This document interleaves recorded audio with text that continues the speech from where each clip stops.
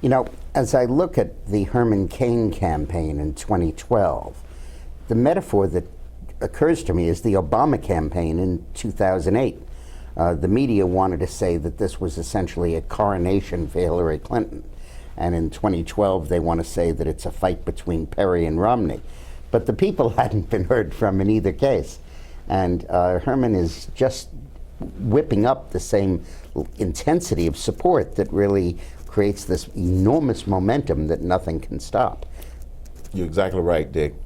And I think the fact that the people, their voice is much stronger than the media is what came out of that straw poll in Florida, as well as two others that I won just this past weekend.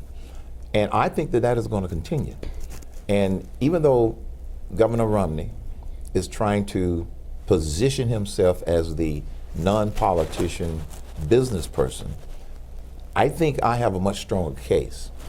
He's been that Wall Street executive. I've been a Main Street executive. But what's behind that? What experiences have you had that he hasn't? I have actually taken an individual business unit. I've actually had to hire people within a small business, fire people within a small business, figure out how we get customers in the door, deal with crises in the restaurant. You're running a Burger King restaurant when I was in my Burger King training and the broiler goes out, you got a major crisis. You can't make hamburgers. So I have had to, on the spot, figure out, well, what do I do? And I had to think on my feet, and I basically went and talked to every customer that was in line, every customer that was in the drive-thru, explained the situation, and most of them stayed. We couldn't serve them hamburgers, but we could serve them chicken sandwiches and fries and Cokes, and they stuck around. I was with a guy the other day going to a speech in Evansville, Indiana, and he was a small businessman, and he said, you know, Herman Cain has been through what I've been through. And God, it was so affecting. He had to lay off a few people in his business. Yes. He actually was crying about that. A lot of businessmen that I run into, that's the most hurtful part of what we are going through with this sick economy. This economy is on life support.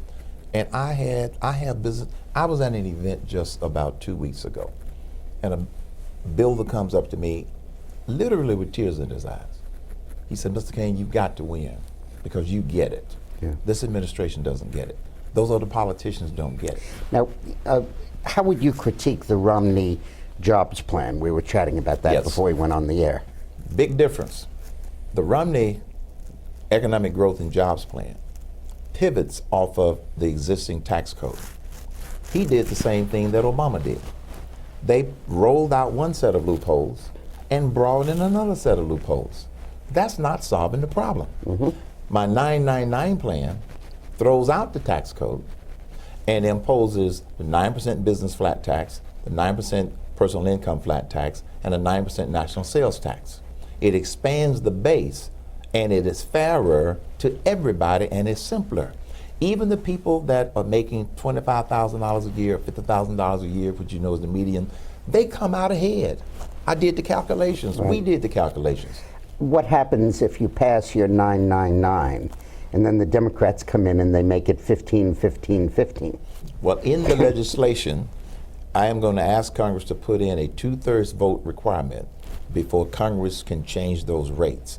But here's the other deterrent.